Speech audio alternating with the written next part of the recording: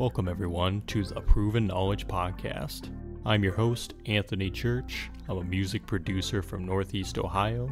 I began this weekly interview series to give you different perspectives from artists, producers, engineers, and other individuals in the music industry. In each episode, we touch on not only what has helped the person succeed, but we also touch on what has shaped them into the person that they are today. I hope you're able to gain some real proven knowledge from the show, and that it helps elevate you on your own journey to success as well. Let's get into it. What's going on, everyone? Welcome to episode 223 here on the Proven Knowledge Podcast. Today, I welcomed another one of my friend Dom's connections. His name is Harrison J.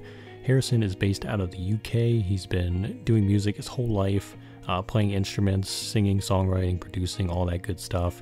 But he just recently began his journey as an artist around 2019. He discussed what it was like being in university, having experience learning music production through there, the different instruments that he plays, and really just what music means to him overall. He talked about his songs Mount Kilimanjaro and Robotic, both of which came out in the last few months. Specifically with Mount Kilimanjaro, he discussed being able to take a trip to the real Mount Kilimanjaro next August, which is, potentially still on the table. He has to find more people to be involved in the project for the charity that is going on the trip, and raise money and things like that. But I think it's a really cool opportunity, and it's almost a way to bring what he talked about in the song to life, which I think is super awesome. Overall, I'm happy to be connected with Harrison, and I really look forward to seeing what he does moving forward and what his next moves will be. So thanks to Dom for connecting us, and without further ado, let's get into this one. So welcome everyone to episode 223 here on the Proven Knowledge Podcast. We've had a good run of different artists from the UK over the whole course of the summer, which I've been super grateful for and excited about. And today we have another great artist out of the UK. My friend Dom connected me with him, and his name is Harrison J. How you doing, man? Hey, I'm doing great. It's so good to be on this podcast. It's nice to meet you and chat. So, I found Dom on Instagram, and I'm glad that he's connected us. I'm glad to chat. I'm based in Cheshire in northwest UK, so it's Crewe specifically, the town that I live in. But I do a lot of stuff in Liverpool too. Like, I've got a job there. I work on TikTok actually for a website called mrbags.co.uk. So on their TikTok, I post on there as well and get paid for it. So that's awesome. Fun.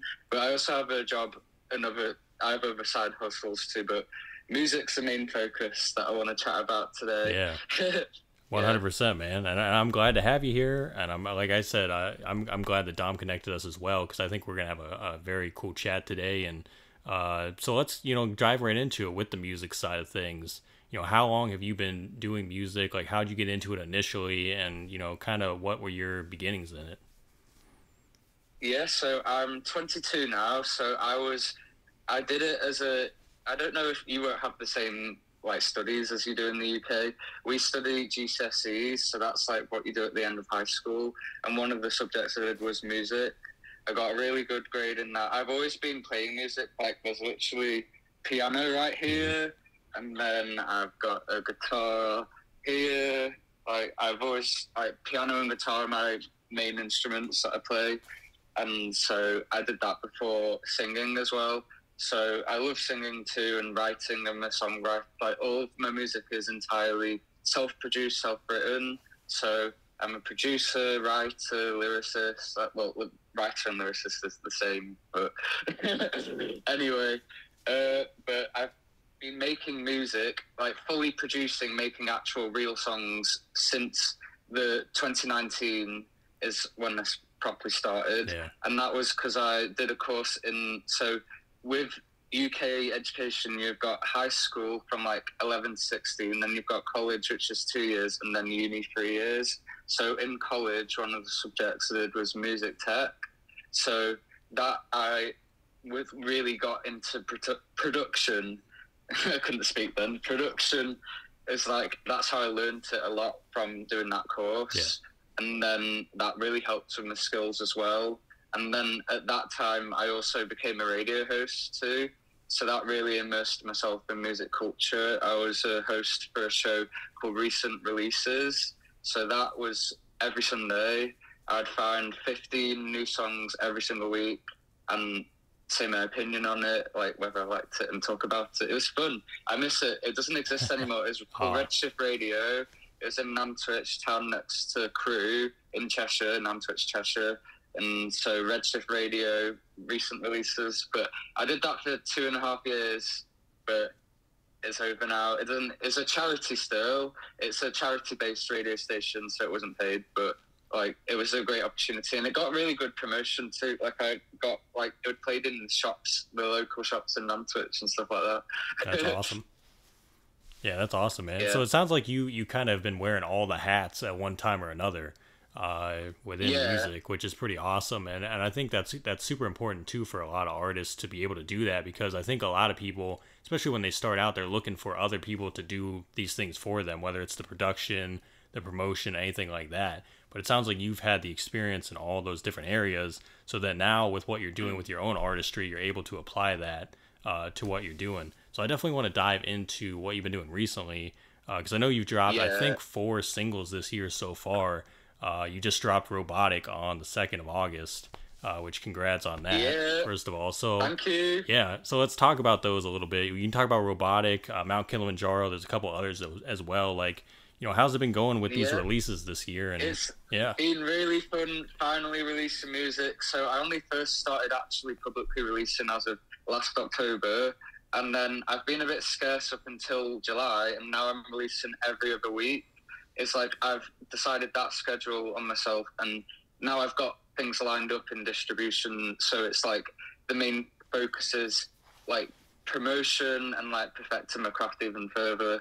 So, but it's so Robotic, that was one that, so a lot of the songs I've put out so far in like July, August were made a couple of years ago actually. Robotic's more recent actually than some of the others. Robotic's 2022, but some of the, like Mount Kilimanjaro is one of the oldest, which was made, the vocals aren't old actually, but the production is old. I made the whole production, and that was a music tech course one that I did in 2019, but then I wrote the lyrics afterwards, but it got a really good grade, just the production. So I was like, I love the production. I did it all myself, but it's like, this deserves to be on my Spotify as a real song. So that, and then I've always loved Mount Kilimanjaro.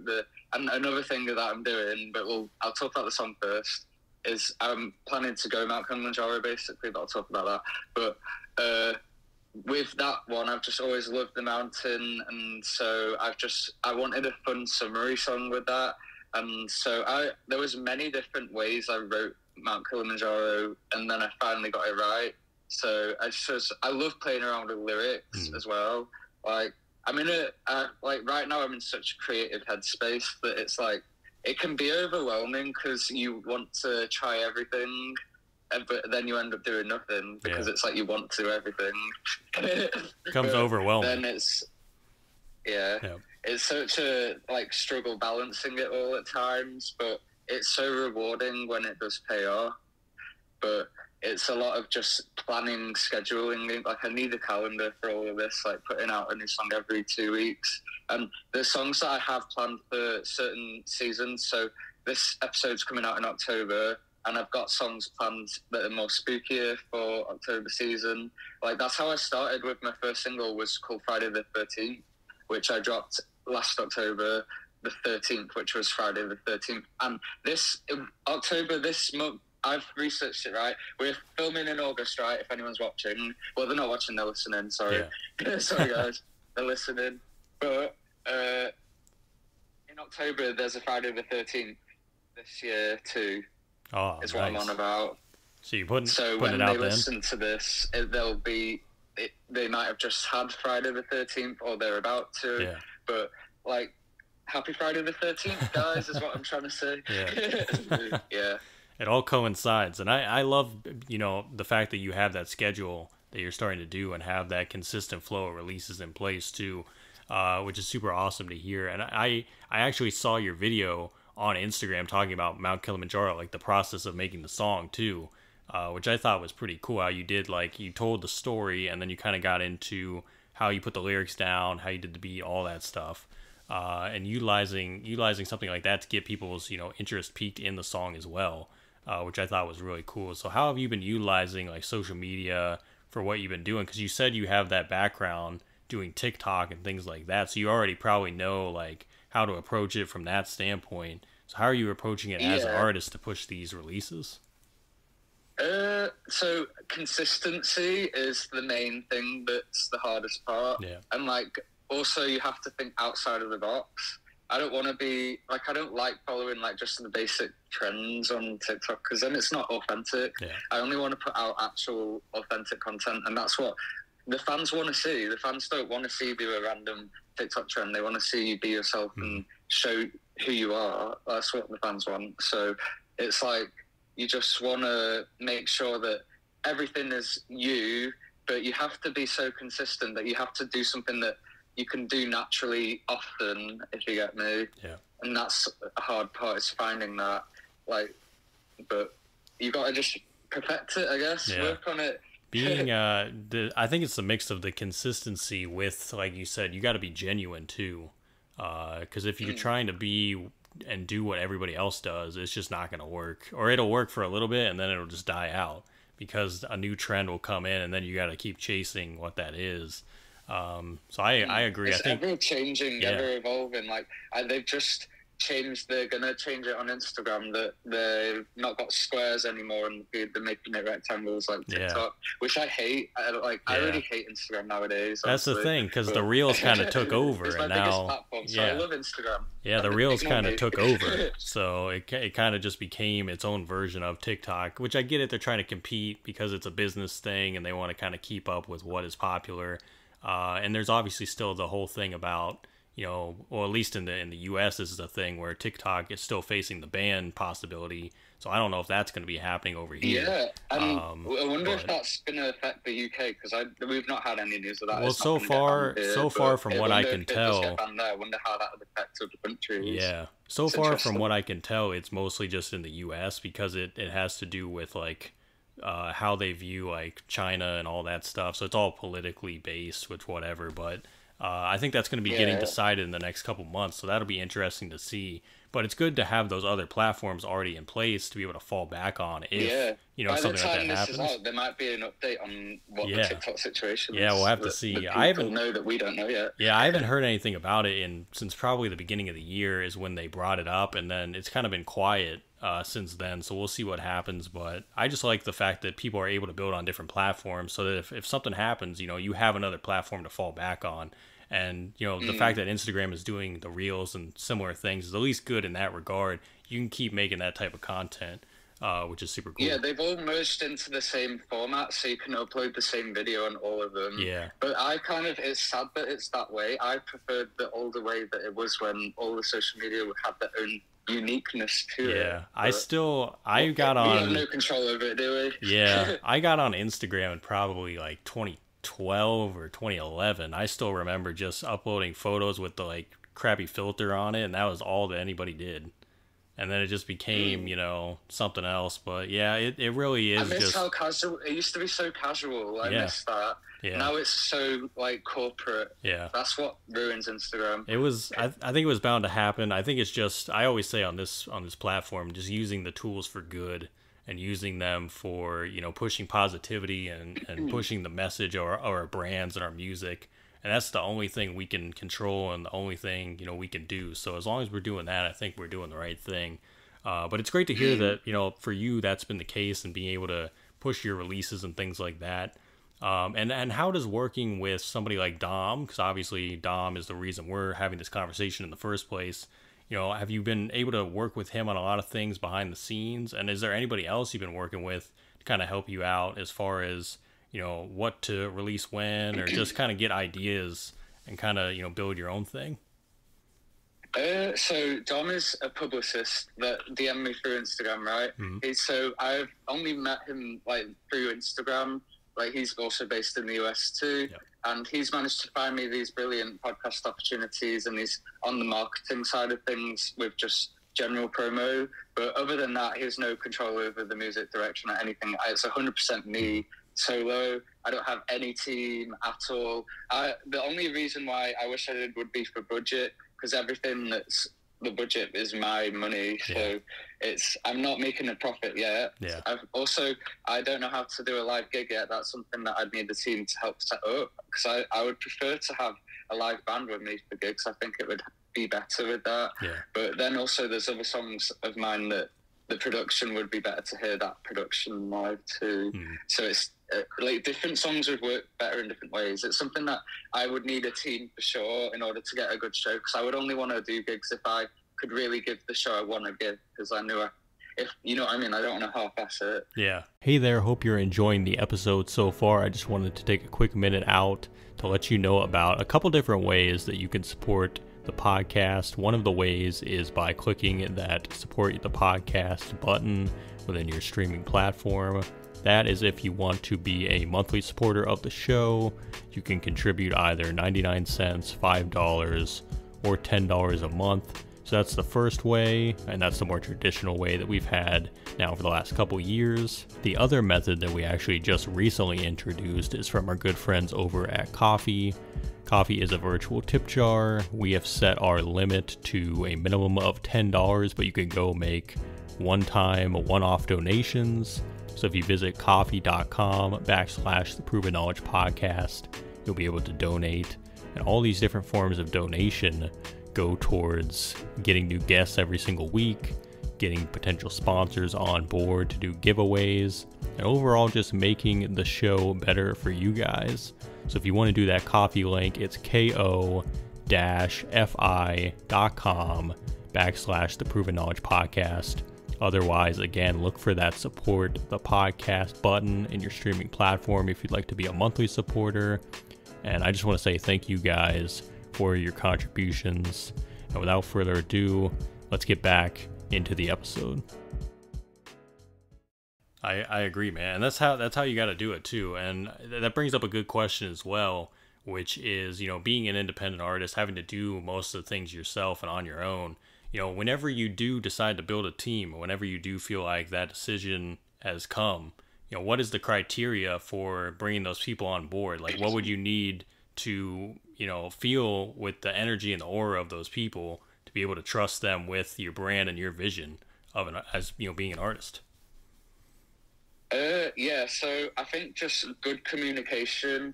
Like, the way that I got to trust Dom was through voice messages. Like, the way he approached me on Instagram was just very authentic to me, because I get so many scammers DMing me on Instagram. It's so shit, honestly. Yeah. Wait, am I allowed to swear or not? Yes, sorry. Yes, 100%. Okay, good. Okay, good. Yes. Too late. Anyway, so basically, I've lost my train of thought now, but scammers. Scammers. Yeah. So it's the worst, because I have actually been scammed. Like, there was one that I did, like, they would do an Instagram reel post with my song, and then I sent them the money, and then guess what? They blocked me. Like, that's just the reality of the music industry. It's one of those. It's just kind of like, you have to really see who they really are before you make a move, like paying, stuff like that. Yeah. I almost feel like the signs are always there too. Like, if people, like, the way I always view it is, like, if you, like, ask them of, like, a very simple thing, like, hey, can we have, like, hop on a phone call and talk about this for, like, X amount of time, and they just completely refuse, it's like, that's a red flag, because, like, what is wrong with just hopping on a phone call? Like, if we're doing business together, or we're working together, like, why wouldn't we discuss it and have, like, a plan? So, like, things like that, or like what you said, where it's just messages, or the communication just seems kind of weird. It's like you get better almost at, like, spotting the red flags the more it happens. And don't feel bad, because it's happened to all of us. Believe me, I've had stories for days, even when I first started, of just, like, the worst type of people. And it's something, unfortunately, that I don't think will ever go away. But it's just like, when you educate yourself on, you know, how to move correctly, and then you start betting on yourself more too. I feel like you gain the confidence to be like, I want to work with the right people, and work with the people that are going to actually care about me and what I'm trying to do. So yeah, man, when you start doing that, I think it's going to be awesome, because you have the foundation already to do great things, because you've already put in the work on your own. You know what I mean? I appreciate that. Yeah, man. Thank you. I mean, I think that's what people look for too, is like who's actually putting in the hard work without anybody telling them to do it. You know what I mean? Because if you're just waiting on handouts or waiting on people to like come to you, you're probably not going to get anywhere. Yeah, you have to really be in it and passionate. Like, I love it. It's like fun for me. That's the thing. I don't really see it as work. It's like I just love it. It's what I want to do. It's just like a habit, basically. It's like I just have to now. It's just the best, though. It's the best habit anyone could have. Yeah, and at every stage, you got to keep the passion involved, because that's really what continues to, push you through the ups and downs. It's just a love for it at the end of the day. So, yeah, that's awesome, man. And, I remember you just said about doing like live gigs and things like that. Obviously, that seems like a future goal, something you want to eventually do, start performing live shows. So how do you envision that going? Like, do you want to start locally and then kind of expand outward and maybe go on tours and things like that? Is that kind of the goal? Right now, at the current stage I'm at, the only thing I could really afford to do is like open mic nights. And there's nothing in Crewe. Crewe is no music scene. It's literally a tiny little town. It's not anything really. But then the closest places is Liverpool and Manchester. So I haven't ever done an open mic there, so I should. Maybe I have by the time this comes out, who knows? But that's what the plan would be, to start just doing open mics in Liverpool, Manchester, and then see what happens with that. And it would be lovely to find somewhere where I could go regularly, like a pub or something. Like, that's such a British sentence. Lovely to perform at a pub. But you know what I mean? Like, it's just, like, that would be ideal, but it's hard to come across opportunities like that. Yeah. Yeah, it's just finding the right people, networking. I need to find more ways to network. Yeah. It definitely takes time, but man, I wish you luck on that, because I think those are definitely going to be big opportunities, and just taking it like one step at a time too, and just seeing where that leads is going to be super awesome. So keep me posted on when you get some shows going, because that'll be really cool, man. So thank you. Yeah, I'll definitely let you know. Absolutely. And as far as like the other singles and things like that, and what else you have planned for the rest of the year, because by the time this comes out, we'll have a couple months left in 2024. What can people expect for the rest of the year and into 2025, if you have anything planned that you want to reveal? So this is one thing I mentioned earlier, but I haven't gone into, was the Kilimanjaro thing. Yes. So I am for real trying to go there, but it's a sponsored climb that's with charity. So it's with a charity called Dig Deep, which is helping people in Tanzania, where Kilimanjaro is, and other places in Africa too, with clean water and like helping with schools. And so that's what it's for. And it's a hard thing though with finding people to join me. So I'm trying to recruit more members to join me to climb with me. But the thing that the catch is, but it's not a catch because I'm willing to do it, but other people might not. It's like you have to raise $3,000. So I'm willing to do that. Worst case scenario is that if I don't raise the money in time, it gets pushed back a year, because that's how it works with this Dig Deep company. So it's a very great company. I'm so grateful that I found them. And I found them through my uni. And I actually am doing this with it's sort of connected to uni, but not really, because I've got the Instagram LJMU Kilimanjaro. For the people listening, I went to Liverpool John Moores University, studied media production, graduated last year. So, and that's why I put out music starting as of October last year, because I didn't want to put out music while I was doing my degree, because that was it's a lot of work doing that too. Like, it's just so much to balance. Well, I've got two other now I've got 3 part-time jobs. At the time, I had 2 part-time jobs too. So it's just a lot to balance. Yeah. Well, the trip definitely sounds like an incredible once-in-a-lifetime type experience. So, yeah, that would be August of next year, sorry. No, all good. So you got about a year then till it's going to be going down from like right now. So yeah.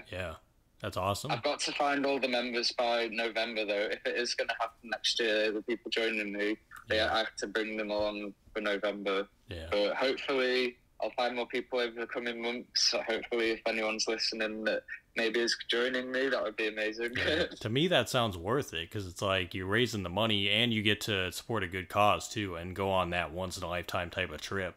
So it's like, Yeah, I think that's worth it. So I definitely wish you luck on finding, the rest of your group there. And I think that's going to be incredible. Thank you. So, yeah, you got to listen to the song up there, though, if you go. Like, you got to Yeah, play the song. definitely. Yeah. Like, I'm planning to film it as well. Like, I want to get as much footage as possible. Like, I want to remember this for my whole life. It is a once-in-a-lifetime opportunity, and it's one of those that is a dream of mine to do it. And it's, like, not easy, but it's not as hard as you think at the same time. Like, the route is not... It is actually beginner-friendly for people who climb mountains. Like, it's not the worst, apparently. Well, I've not done it yet. The main thing is the altitude. That's the hardest part to get used to. Yeah. Well, now that we're connected on social media, I'm sure I'll see, if it happens, I'll definitely see the videos and things like that. So I'll be on the lookout for it 100%. But it definitely sounds awesome. And we're down to, 100%. And we're down to the last few questions here. These are ones I ask on every episode, more life-related ones. The first one is, if you could go back 10 years ago, maybe give yourself a piece of advice, or maybe not change anything at all, what do you think you would do? Okay, so 10 years ago, I was 12. So I think that at that time, I would definitely let other people's comments affect me a lot more. Like, I was a lot more insecure. So I think that the main thing would be to just, like, be authentically or unapologetically yourself. Don't let anyone stop you or discourage you from what you want to do. Because at the time, I was still into music, but in a more annoying way, because I was 12. But I still had elite music taste at 12. Like, at least I personally think so. I've always loved music. Like, I feel like I grew up with music. Like, my dad's got a record player, so I feel like I've just always had music in the house and, like, been used to it, I guess. Yeah. I think that's great sound advice, honestly, especially when you're that age, because it's an interesting age for sure. So, but so if we flip that then and we say 10 years from now, where do you think you envision yourself in music and in life as well? In 10 years' time, so that I'll be 32. Well, I hope I don't live in Crewe anymore at that point. I don't know, really. It's just I hope I'm happy at that point. I hope I've got a nice car. I hope that I'm just, like, still releasing music. I would hope to have a few albums out by then at 32. Because, well, I do want to release an album, but at the moment I'm dropping singles every other week. So I have thought about maybe doing, like, just wrapping them all up in an album at the end of the year or something like that, just to kind of put them in an organised way. But then it's like I don't want to just half-ass it again with albums. I want the debut album to be a truly impactful, meaningful debut. So maybe I should just keep these as singles. But that's a whole other conversation. We're talking about 10 years. I'm going off topic, aren't I? But 10 years, the main goal is to just be happy, basically. Like, it's so hard to imagine the future. I always find it hard to, like, truly envision it. Like, it's one of those that I find myself so... Like, I have a million things to do in the present that I don't even think about the future most of the time. I mean, that's probably for the best, because I've always found that when you stay grounded in now, you get the most done, and then the future looks a lot brighter when you do that. So it's always thought-provoking to think about, for sure. And the last question I have for you is, do you have any words of wisdom for the listeners today? Ooh, okay. There was earlier when we were talking, there was a really good quote that came in my head, and I've totally forgotten it. So I'm trying to remember what it was. It was like, that's so annoying. I can't remember it. It was there, and then fleeting thought. It was like, It was. It's completely lost me. That's so annoying. Any other words of wisdom? That's the worst advice that I could give you. Anyway, I hope everyone just stays enjoying what they do. Like, follow your dreams, follow your passions. Like, I know that's basic to say, but it's true. That's all I have to say, basically. Well, that's still great. That's still great words to leave on, honestly. And it's something that people always need reminded of. So, but man, Harrison, I gotta say, go ahead. I just said people forget it, as in, like, that. Yeah, 100%. It's good to really, always keep that in mind too. especially when we're just going through the day-to-day grind and just trying to get to where we're going. So, but man, Harrison, thank you again for joining me today. This was a great convo. Hopefully you had a great time. And yeah, if you ever want to come back too, man, I do part 2 episodes as well. And I'd love to have you back on. But, I'm looking forward to everything you got coming up. So keep up the good work and we'll stay connected. So thank you. Really appreciate it. Thanks everyone for listening today. That was episode 223. We'll be back this time next week. As always, hit the support button on your podcast streaming platform if you'd like to send any funds. And feel free to leave us that 5-star rating if you enjoyed today's episode. So we'll see you then. Thanks everyone.